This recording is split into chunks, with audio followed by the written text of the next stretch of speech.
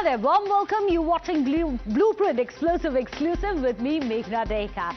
Well, first up, the big story we are getting for you. The year was 2016 when Mark Zuckerberg, the CEO of Meta, had proudly claimed, and I have that statement on my screens right now, he had said, "We take misinformation very seriously." But fast forward from this 2016 statement to 2025. The very same company that had promised to combat fake news is now embroiled in a global controversy. In a stunning misstep, Mark Zuckerberg in a recent podcast has declared that the Modi government lost the 2024 general elections. Fake news, of course. A claim that is factually incorrect from the word go. So immediately you had Union IT Minister Ashwini Vaishnav. He fact-checked Mark Zuckerberg, called him out, and the BJP MP and chairperson of the Parliamentary Committee on Communication and Information Technology, also Nishikant Dubey, yesterday announced that his team will soon be summoning Meta and seek an apology over this false claim, saying that Prime Minister Modi had lost in this election, saying that Meta will be made to apologize. And today, Zuckerberg's company has been forced to say sorry. Well, that's right. Meta India's Vice President for Public Policy, Shivnath Thukral, has responded to Union Minister Ashwini Vaishnav's strongly worded post, and he has said, and I have it on our screens right now, India is incredibly important for Meta. He goes on to say that the observations which were made by Mark that many incumbent parties were not re-elected in 2024 elections holds true for several countries, but not India. We would like to apologize, he goes on to say, for the inadvertent error. India is an incredibly important country for Meta, and we look forward to being at the heart of its innovative future. This is the apology coming in from Meta after the stern words. Now, this apology was, of course, not voluntary. It came right after, as I was telling you, Ashwini Vaishnav, who is the union minister, pointed out that NDA's victory was not just historic, but a testament to people's trust in Prime Minister Modi's leadership. In fact, Meta, a company whose ad revenues, and here is where the numbers really speak, we'll tell you how Meta, which has an ad revenue of over 22,730 crores from India alone last year, simply cannot afford to alienate our country. But can an apology erase the damage which has been caused by such blatant misinformation? Well, today the BJP is claiming victory, but few Congress leaders are of the view that pressure was exerted on India officials of Meta. Watch this political war of words. ये 140 करोड़ भारतीयों की जीत है कि जिस प्रकार से Meta के अधिकारियों ने, फेसबुक के अधिकारियों ने माफी मांगी है दुष्प्रचार करने के लिए, झूठी बात फैलाने के लिए। जो मार्क जकरबर्ग ने कहा था मोदी सरकार के विषय में, वो पूर्णतः गलत था। ये अच्छी बात है कि मेटा के अधिकारियों ने माफी मांगी है और आगे भी उनको सचेत और जागरूक रहना चाहिए। Once he has said, now he is withdrawing it. He said that regarding the misuse of power, and he said that they failed in the COVID period. That was the truth. So now he's buckling under pressure. Well, was it political pressure? Well, more often than not, it always boils down to the numbers. Well, the numbers that we are going to show you will reveal why Meta cannot mess with India by spreading misinformation.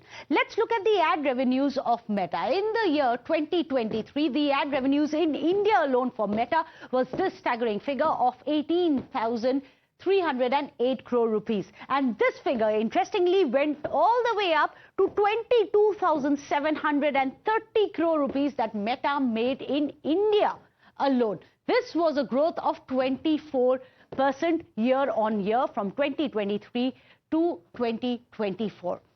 This clearly shows the kind of net profit that Meta is enjoying, the profit which was bumped up all the way across to 505 crore rupees for Meta. Well, in fact, let's also tell you about the kind of reach that Meta has when it comes to India. Well, one of their companies, of course, that of Facebook. Facebook has 37.32 crore active users in India alone. When it comes to Instagram, there are 38.53 crore active users of Instagram as well on in India. Then when it comes to WhatsApp, and this is the big market for Meta, on WhatsApp, there are 53.22 crore Indians who are using WhatsApp. So these numbers included will show and give you a sense why Meta cannot possibly antagonize India. So, as the world's largest democracy, India has of course shown that it is not going to tolerate any misinformation, even from a tech giant like Meta. In fact, Meta's apology may even douse the immediate fire, but the questions it raises are far-reaching. Can we trust platforms that influence billions when even their leaders fail to get the facts right? And should companies like Meta be held to stricter standards of accountability, especially in politically sensitive markets such as India? After all, Bharat has made it clear the line between fact and fakery must never be blurred, not even by those who claim to champion the truth. Well, let's also break down graphically how over the years, last few years, the Indian government has been taking a very strong stand against social media giants and big tech companies when they try to cross the line. There you have it on your screens. In January 2021, there were summons which were sent to Twitter, this for violating India's laws. Moving on, in July 2020, TikTok, remember, was banned in India after it violated India's sovereignty. Then in June 2023, the former CEO of Twitter, Jack Dorsey, India had said that India had suppressed pro-farmer tweets, after which the government called out Dorsey's what it was called outright lies.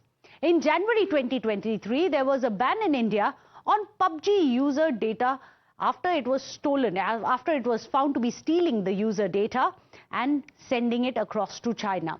Then in August 2024, Telegram too came under the lens of the Indian government. Allegations of extortion and gambling were leveled against him. Then, of course, now you have the entire Meta incident of misinformation. So, simple questions which are now raising. Why are these instances happening again and again? Yes, India has drawn the Lakshman Rekha, but is it enough? Let me go across to our panelists. Today, joining us on the show, we have Ms. N.S. Napinai, a senior advocate and the founder of Cyber Sathi, and Jiten Jain, who's joining us, a cybersecurity expert. Ms. Napinai, last time around when you were on my show, we were discussing how Meta has been penalized for misusing our photos, our pictures, our data essentially. Things which were supposed to be personal to an individual were being shared. And we all hailed that, yes, that's a good step, it's a strong step. But time and again, why do we let it get away?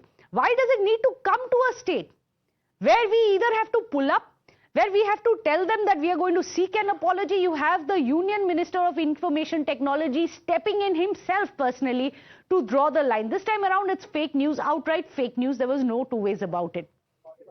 How can they be allowed to say sorry and get away, Ms. Napinai? True. And I feel that we just need to see where the leaks or the weaknesses are and strengthen it now. And if I were to put it a little bit more clearly, I would say that one, as you rightly said, in fact, we are all being very benevolent when we say it is misinformation and we are not tagging it as disinformation. We are not saying he did it deliberately. To that extent, I think Meta should be thankful. The second thing is, what is the best way to stop this happening again and again? The message has to go out clearly to any social media or any platform for that matter that they are subject to the laws of the land. And I feel that can happen only where a Parent Act clearly holds out what is the liability, what is the responsibility of an intermediary, and also elucidate who is that intermediary.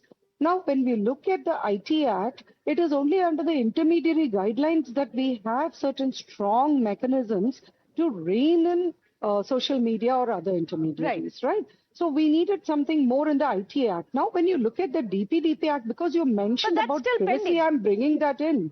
No, but then if you look at the Act, is already out. What we did was we opted for a bare bones act and we are bringing in strong rules. Are we going to see the same problem that we are seeing in the IT Act, where the Parent Act is not speaking about what it should, and therefore the intermediaries seem to think that they can get away with it? Is that what's happening? Is that what's happening? The fact that intermediaries, Jiten Jain, may think that they are going to get away with it because they feel there is a loophole there when it comes to the act. The DPDT, yes, the draft is out. We've been talking about it, but it has taken forever for it to be pushed out. Not at all, not anymore. And Meghna, I would like to bring a context to this conversation. Facebook has never played by the rules in any country. They have always followed their own rules, which they make in their own drawing rooms, like Lord Viceroy in a foreign country. See, look at the conduct of this, Lord Viceroys. These bunch of hypocrites, Jack Dorsey, Mark Zuckerberg, and another chap from Google, they just sitting in a drawing room in New York decided to ban a sitting US president from their platforms. Now, this was done in absence of any judicial order, any executive order, any police case or FIR. It was just these three, guardians of free speech thought that we should ban a sitting US president and make him incapable, declare him incapable of operating a Twitter account or a Facebook account. The same guy who's trusted by millions of Americans with the nuclear launch codes, these three things that he's incapable of operating a Twitter account. And what was the reason? That his tweets may have incited the violence. Within 3 months, these three hypocrites decided to allow Taliban and suicide bombers to have verified Twitter accounts, Facebook accounts, and social media accounts. The same very people who paraded suicide bombers in the football fields, carried out mass killing in the cricket fields in Afghanistan, broke religious statues, they were beating up women on the streets, were allowed to have Twitter and social media accounts, and they were the messiah of free speech. Now, they decided to ban so many accounts when it came to US Capitol Hill violence. But when it came to Red Fort violence, they were silent. They were calling it as a right of free speech and all that nonsense. Then, when they realized that Donald Trump might be coming back to power, they decided to revoke the ban under some pretext that we are trying to reform the policies and what all nonsense. These were the same people who decided that if anybody posted anything about this COVID vaccine, the vaccine harm, they will ban those accounts. But when the scientific reports came in that they were indeed vaccine harms and they were wrong in that banning those accounts devoid of any fact checking or anything, what they offered was a mere apology. Then they realized that Donald Trump was on the door of power. He has won the election. So now these people are making silent visits to Fargo. They are doing away with the fact-checking business, which was essentially a garb of censoring the Republicans. And and these are the same people who censored the information about Hunter Biden, the son of Joe Biden, so that it doesn't influence American elections. So Meghna, what all has been happening in the state? These people are nothing but running a digital empire with a political agenda. They are making policies of political convenience. Now today, if this remark was was coming from a misinformed person, or let's say it was a slip of tongue, an apology would have been offered within an hour or so. I mean, that too from a company where your 40% revenue and user base is coming from the world's largest democracy, you would have apologized. But when you started facing brickbats, when you started facing threat of summons, and when you suddenly realize that Donald Trump himself didn't apologize either. Donald Trump will not protect all of this nonsense. If tomorrow Indian government was to take any action against you, so our regional Indian officers offered a token apology. Now it is like आपने accident किया, अपने driver को produce कर दिया. अरे Shivna Thukral has not made the statement. The statement should have come from Meta US, and it should have been a broad, widely publicized public apology about this nonsense what they have offered.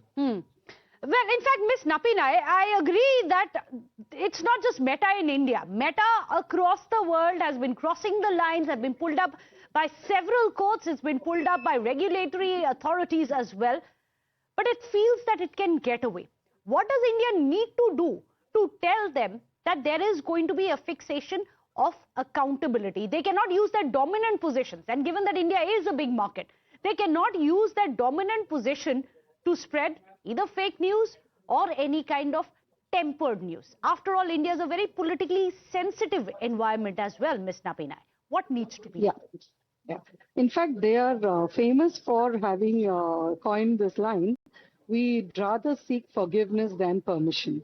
And here this is about not just forgiveness, but also a later kind of, blatant violation. And, it's literally like, you think that there is no consequence to your actions. Now, I would come back to this one issue only. See, we spoke about the need for laws and better regulations, etc. But then ultimately, what we really need is even the laws that we have to show that they are effective. We have to ensure that it is better implemented. If we merely keep speaking about the laws and we have to, I mean, like you rightly said, no, if an IT minister has to go online to point out such a blatant mistake, that's not the way law is supposed to work. So for the law to work, instead of merely holding it as a Damocles sword over people, you now have to show that if you violate, if you fall within the category of a penal or a civil violation, then you will be facing prosecution or civil penalties. Now, that can only happen if India shows by example that laws will be implemented. I must add here that substantially we are seeing that happening now, particularly in the context of competition laws. If you look at the maximum number of, decisions that have come out which are directly impacting big tech, it has been from CCI, kudos to them. But the balance that we have been trying to